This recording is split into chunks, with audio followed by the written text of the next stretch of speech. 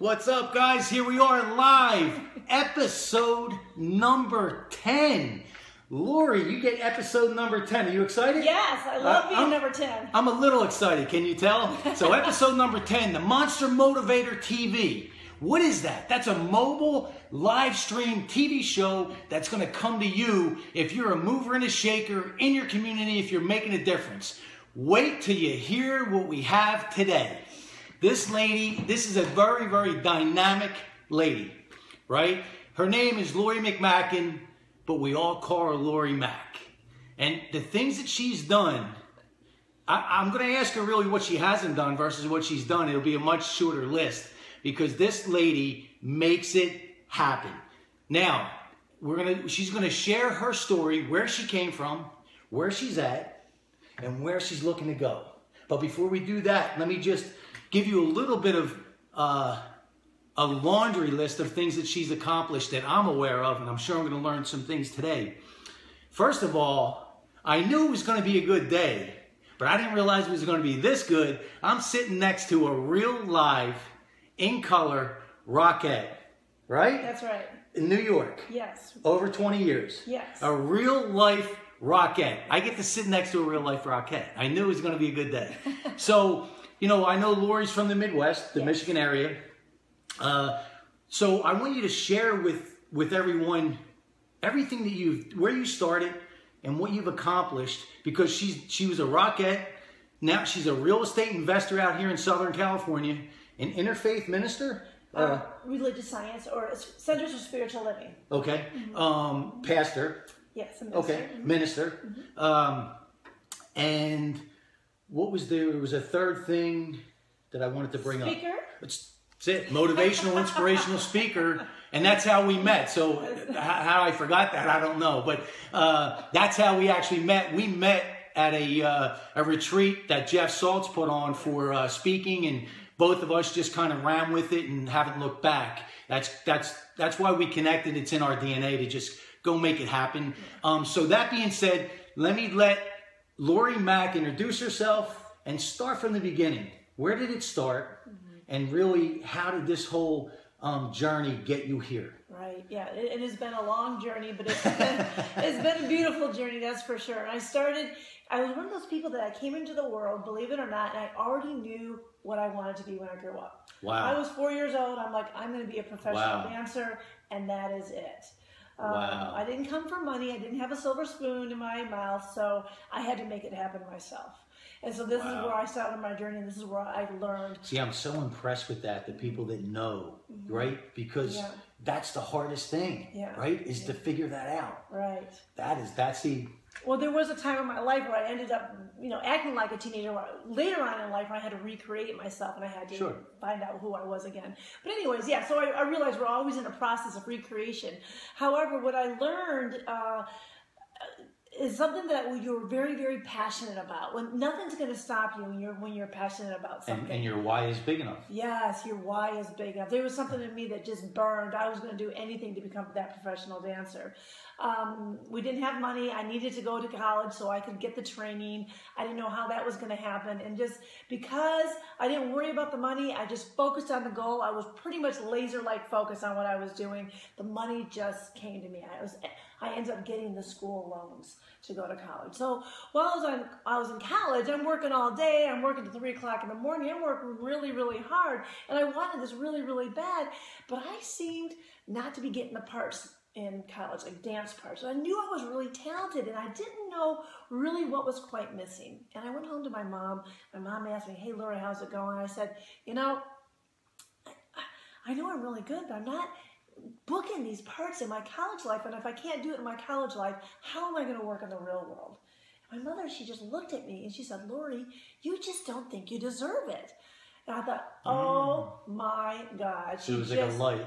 Yes, it was a light that went on, and I knew she was right. So I had to really dig deep. I had to come up with all the reasons why I deserved to be that professional dancer that worked. Yeah.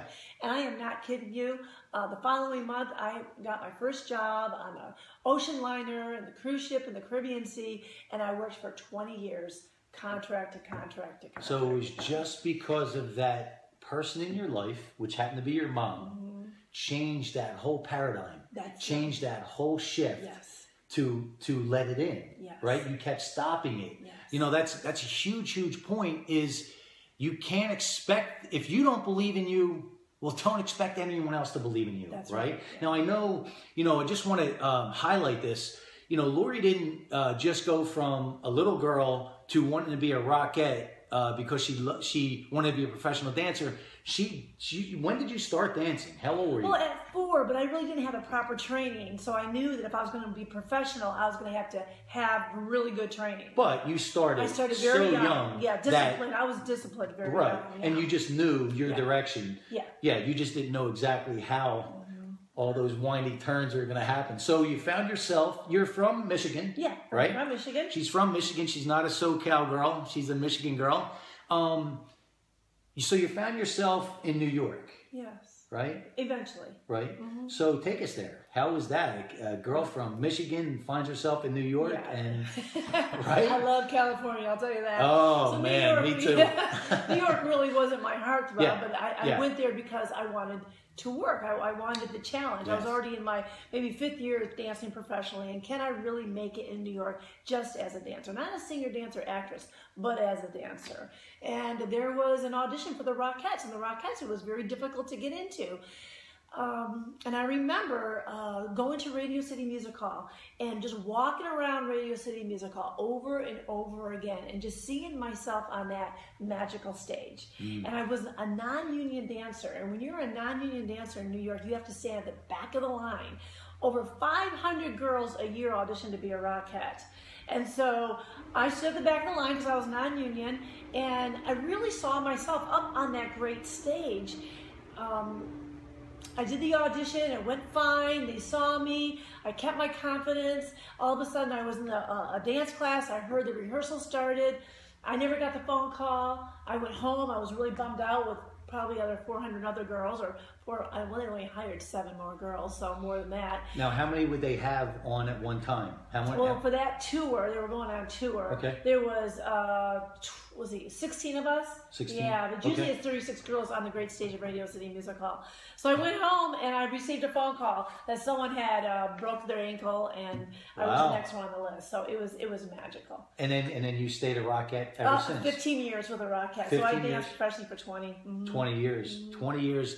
15 years as a Rockette. But you know, I want to really highlight something here. When you start to listen to her journey, see, it's always the same recipe, just different ingredients for all of us, right? She had to change that. First of all, she had her why.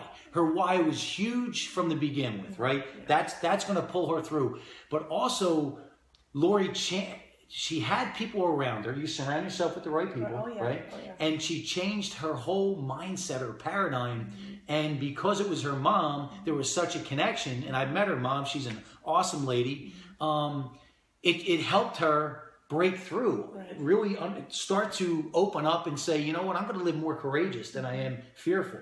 Would you say that would be? Exactly. Matter of fact, I was doing a talk last night at Seaside Center for Spiritual Living, and I was talking about self-love and self-esteem, and I pulled up the Maslow's hierarchy of basic needs. And the basic need is for food and shelter, and then each need has to be met until you become self-actualized. And then you need safety and security, and then you need that sense of belonging, and then you need self-esteem, and then after self-esteem, only one step after you really believe in yourself can you be self-actualized. Can you reach your peak potential? But it's only one baby step.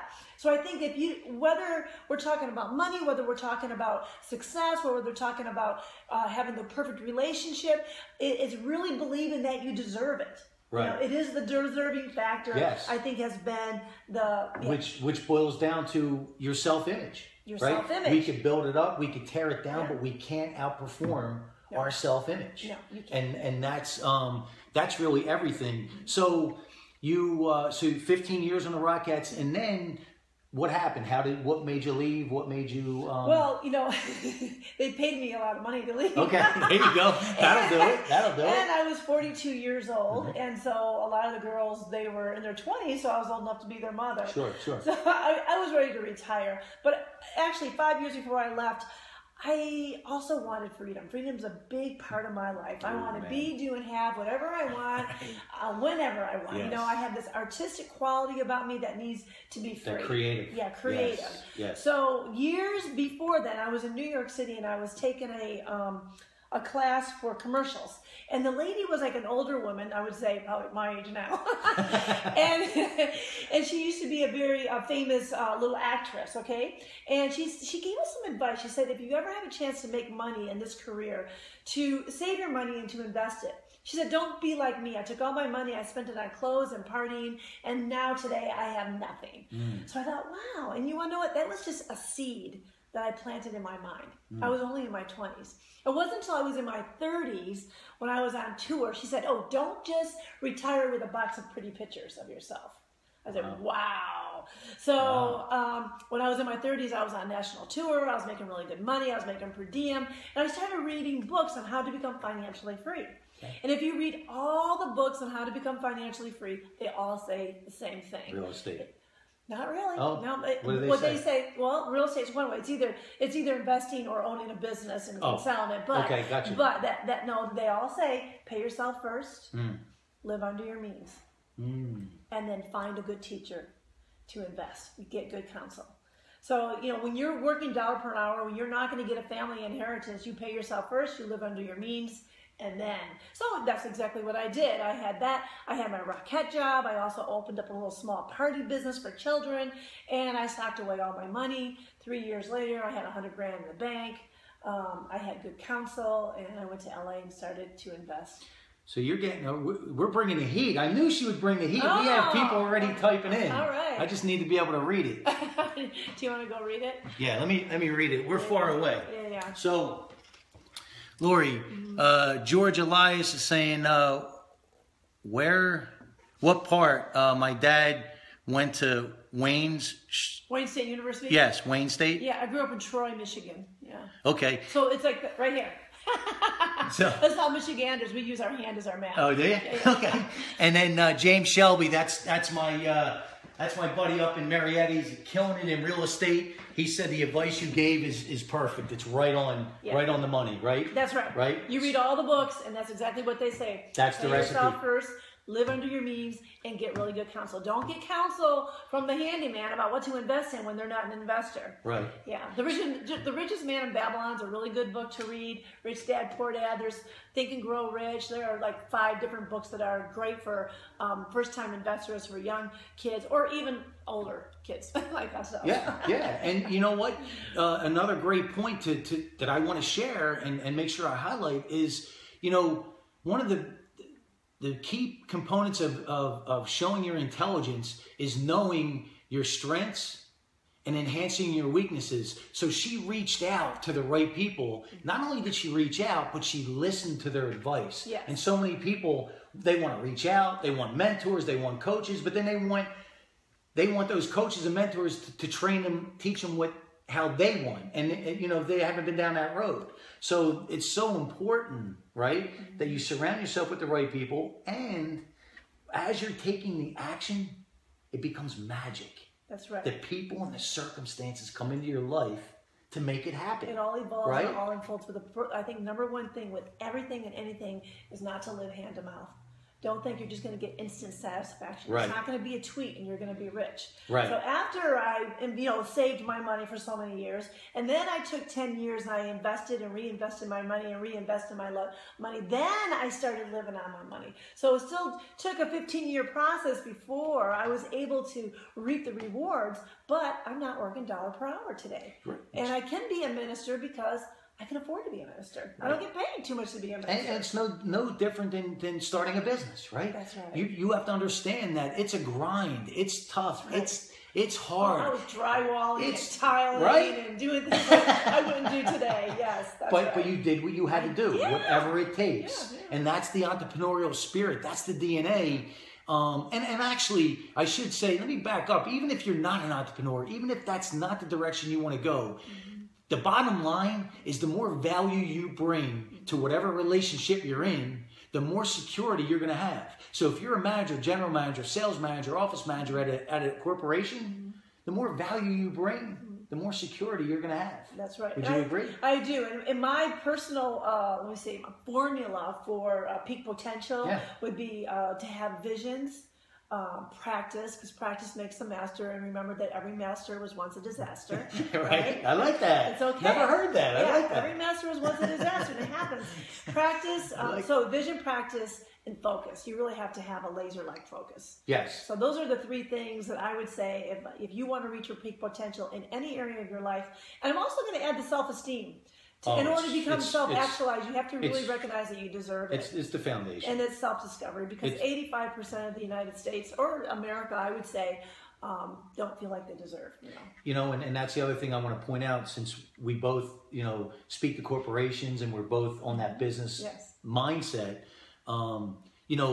Instead of, when we're talking to corporations and not talking to individuals, instead of using self-image, we just use culture. See, the culture, I believe that no matter what business you're in, no matter what the economy, no matter what you sell, no matter how big you are, one person, 30,000, doesn't matter. Everything follows to the level of the culture of your business. I believe the sales, the bottom line, the customer service, all follows, right? So then what makes up the culture of your business? An individual. So individual self-image make up that culture, right? So it's always the consciousness of the leader, of what happens underneath it. Yes, it all trickle down effect. But for me, so many corporations kind of overlook the culture. They just want to go into the bottom line. They're looking for the bottom line. And they don't realize that affects the bottom line. I remember I saw an interview with Jack Welch. You familiar with Jack Welch? I don't think so. So Jack Welch was the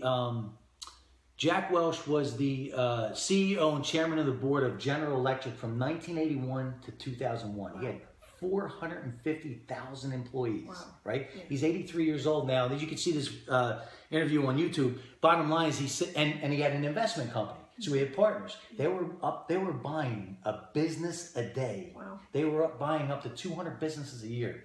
So the interviewer said, "Jack, what's the biggest mistake you've ever made in business?" He didn't even blink an eye. He goes, "Overlooking the culture and going right to the numbers." He said, "It cost me more time, more money than I want to admit." He goes, "If I had to do it all over again, I'd go to the culture first. Then I know that the numbers follow." And that's very interesting. That's huge. That's huge. Big. And that's that's coming from real life, real world stuff. So, okay, so now you're done with the Rockettes. You're a real estate investor in SoCal, right? Is it just SoCal? Yeah. Okay. A little bit in Phoenix, but not much. Okay. Mainly in SoCal. So now, how did you get into the church? How did you get into being a pastor? I think what happened is I retired as a dancer. I was doing my real estate, and I thought to myself, I'll never find anything that I love as much as I love my dancing. That pull of the heart. It's just. And so, I found there's different ways to find your passion. One way is that you already know that you know. The second way is that you just kind of fall into it. All of a sudden, you're asked to do a project, and you're like, "Oh my God, this is what I love to do." You know. And there's one more way. You spot it, you got it. That's what I call it. You see something like, "Oh my God, I can do that. I don't know how to do it, but I can do that." That belief is just there. I don't know how to do it. That's what I do with my Adagio dancing with Kevin, remember? And so anyways, I went to church. I thought, I'll go back to church. I sold my party business. I had a small children's party business. I sold that. I was no longer Rocketting. I'll go back to church. And I left church when I was a little kid because they told me dancing was a sin. Oh, okay. Yeah. All right. So I thought, okay, I need to go to a different kind of church. right. You kind of evolved. So I went to church, and all of a sudden I kept getting pulled in, and I started to meditate. And then once I started to meditate, I started having these awakenings, these spiritual awakenings. And then once I started having these spiritual awakenings in meditation, I had a call into ministry during my meditation. So this became a passion for me. And then I thought, well, if I'm going to be a minister, I'm going to have to learn how to speak. So lo and behold, I went to Toastmasters, and they told you to get up and talk about, they gave you something to talk about, and nothing would come out of my mouth. Right. I stood there and I froze. It's very rigid. I was so humiliated that Really? I was humiliated because I couldn't speak. I was always seen but not heard. Yeah. So I left Toastmasters. I went back a year bit later. Interesting. And I spoke, and I think I breathed out more air than that. I was like, and I did that. Right. And I left again for about a year, you know. Really? Yeah. And then when I moved here to Carlsbad from LA, I went to Toastmasters in Carlsbad, and I started to get a little more comfortable, But it had been a process for me to learn how to speak, and now it's kind of really my passion. I love to do it. But the whole point, the whole thing I wanna really hit on is you kept following what I call your inner GPS, right? Your intuition, your gut feeling that there's something there, right? I might not have it right now, but there's something there. That's right. There's something there, and you've done that your whole life. My whole life. So it's doesn't matter if you want to be a Rockette or if you want to be a football player. It doesn't matter what it is you want to do, right? It's the same exact recipe, just different ingredients, right? Yep. Lori, again, we're going to talk about recipes. She wants to be a strawberry shortcake. I might want to be a triple layer chocolate cake, and I would probably eat both. But that's really the key. That's the point. Practice. And the thing you said, one of the things that you said that's very important is you didn't worry about how, because your why was big enough in the very beginning. I never if you ever in a million years had to try and figure out on the spot how you would become a Rockette, it would run right back into safety. Right? Even a minister, when I became a minister right away when I graduated, 6 months later I was offered one of the biggest pulpits in Southern California. For Seaside Center for Spiritual Living, has 800 people there. That's a big center for a minister. That's huge. And the one I came from only had 50. Right. So it's just like I didn't worry about where it was going to happen. Right. I just knew that how it was going to happen. Right. I knew that I had laser-like focus. I have something to say. There's something within my heart that's wanting to be expressed, and then everything just. Right. With every single thing. The Rockettes. Yeah. If someone said to you, Lori, when you left the Rockettes, if someone said to you, Lori, how are you going to have all these properties? How are you going to do this? How are you going to... I couldn't figure it out. You'd go, of course not, right? But as you kept taking that action, things started to unfold. Yes. And that's the point I got to get across is you got to just go do it. And listen, you need to set certain game plans up. There's no question about it. But at the end of the day, it's what I live my life on. I'm jumping off that cliff and I'm building a plane on the way down. That's right. That's right? Yeah. Because there's no perfect plane. There's no perfect plane. And if you try to wait for that perfect plane, you go back into safety. That's right. So now we are, let's talk about what you're doing now and how you're parlaying all your life wisdom along with being a pastor, but you want to take it a step further. Oh yeah, I know. You want to go into the. I want to be a well-paid speaker. Yes, that's without a doubt. With bringing a lot of value. Yeah, bring a lot of value. But I want to be of service too. I am of service right now, but I want to be of service in a big way. Yeah, I want to be a well-paid speaker, but then maybe after that do philanthropy work. So I do have kind of a. There's a game plan. Yeah, some game plan. But again, you're not worrying about how. I don't know how. I can't worry about how. No. I just have a focus, and my focus is, I believe right now I have 3 topics I can really talk about strongly. Okay. And one is reaching your peak potential. The other one is paid for passion, and the other one would be. Self-esteem. So paid for passion. Give us a little insight on that. Yeah, I like that. Yeah, someone actually looked at my bio and said, you'd be really good at paid for passion because that's what you've done all your life. Okay. And because right now I'm doing kick it to the top, but it could be kick it to the top, pay for passion. So I'm kind of in the area. I love that. Yeah. So what can you do that you're passionate about? That's the whole thing. And get paid. Right. That's everyone's sticky thing. You don't want to be a slave to somebody else's passion. No. You want to be a slave to your own passion, right? Exactly. And even T. Harv Eker, I'm taking the man who wrote The Secrets of the Millionaire Mind. Yeah. I'm actually taking an online class with him right now. And he talks about for years, all he wanted to do was get rich. And he would do anything to get rich. And he failed and failed and failed. He was really a master that was a major disaster. Right. And he was trying to sell everything at one time. And then finally, he did something that he loved. He loved to work out. That's what he loved to do. So he went and opened up a gym, and then he opened up 10 gyms just like that. He created a system, and then he sold it, and made his millions or billions or whatever. Now he teaches it, but he always goes down to doing what you love to do. So when you do what you love to do, the money will follow. Yeah, and if you don't, you're going to leave with regrets. You're going to leave with regrets. Yeah. That's the. I just did a post yesterday about we're here to grow, evolve, move forward, and the ones that don't are going to pay the ultimate price, regret. And you can't get this time back. You can't get this. So where do you see yourself going now? You're going into the corporate direction? It could be corporate. I don't know, pay for passion. They go, well, if you get paid for passion, you're not going to work here. Right. So, there's, I don't know. It could be you have multiple messages. So. Oh, yeah. I have multiple messages. I could teach a young kid how to, when you're working $1 per hour, how to become wealthy. I can do that. Yeah.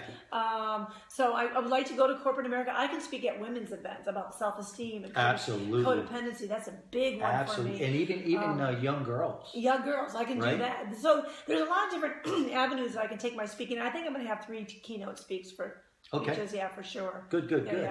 Getting it done.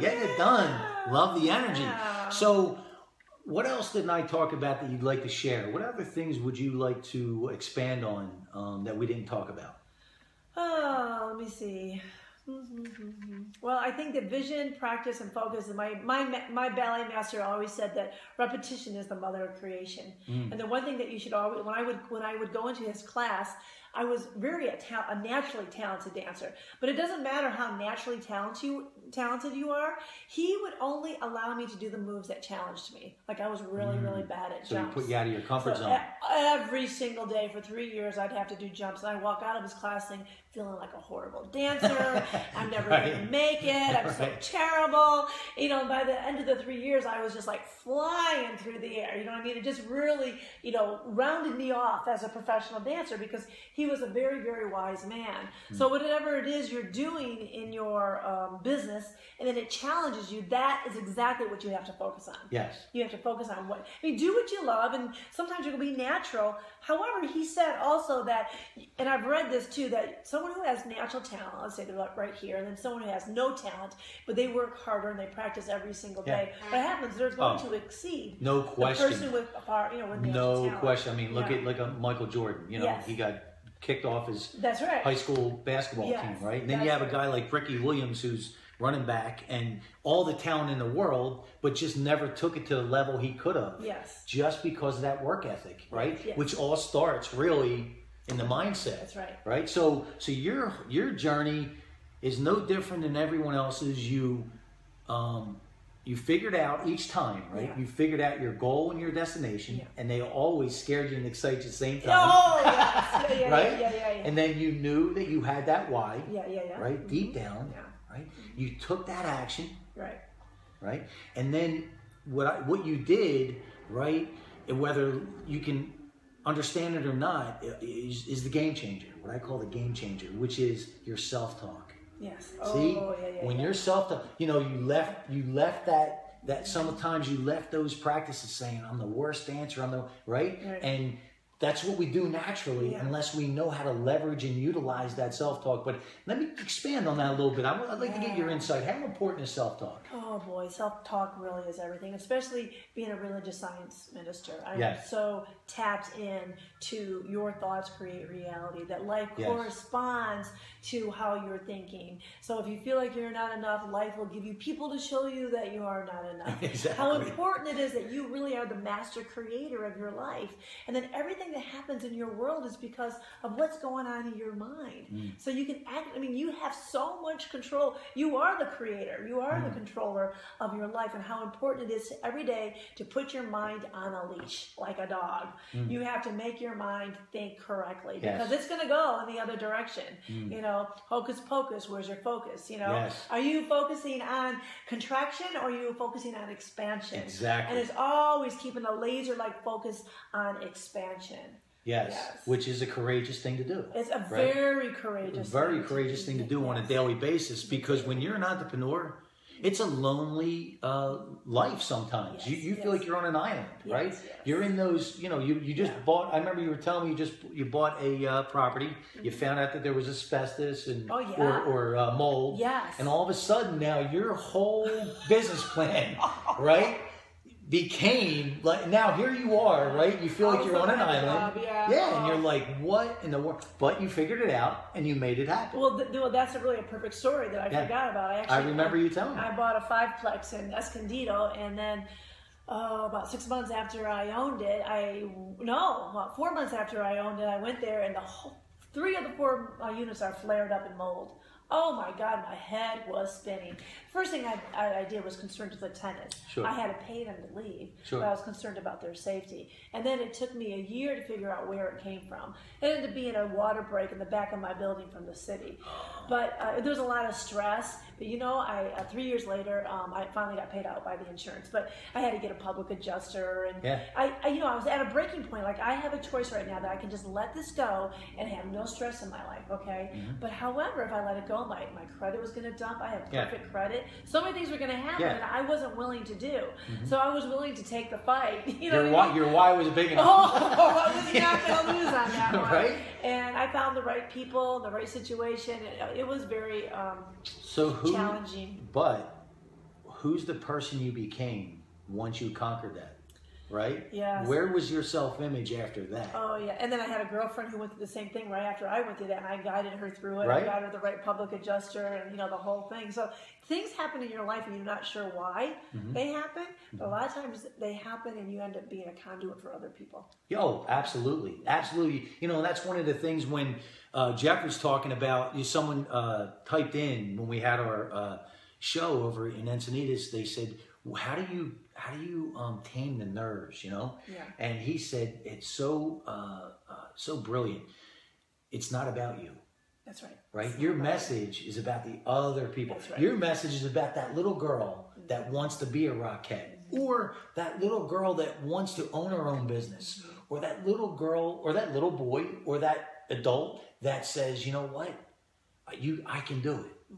I think I can do it, right? And even if you have that word think in front of it, as long as it ends with do it, keep moving forward. I can do this, because we're constantly saying, man, okay. If I say to myself, I can do this, that just pushes me forward. Okay, I can do this. Your self-talk. I can do it. Yes, I can do it. So your goal, your destination, your why, your action, your self-talk leads you to every single time your self-image. That's right.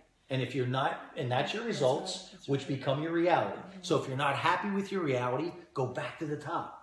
Reevaluate. We think that we have to have a prerequisite. We're like, okay, well, I'll deserve it when I get my degree. I'll deserve it when I lose the weight. I'll deserve the relationship when, And what do you keep getting? When? Yeah, exactly. Right? It's right here and right now that we are perfectly imperfect as people. And when we realize that we'll always be perfectly imperfect, and the reason why we're imperfect, because we are evolutionary species. We're always growing, we're always expanding, we're always moving. So every moment is perfect, and right here, right now, in my imperfection, I deserve everything that is within my heart. Everything. And see, that's the key. That's the message that's the game changer. That's the game changer because it's your self-image, right? It dictates every single thing we do. I know Terry Williamson said she's always on. She just jumped on, but she said hi.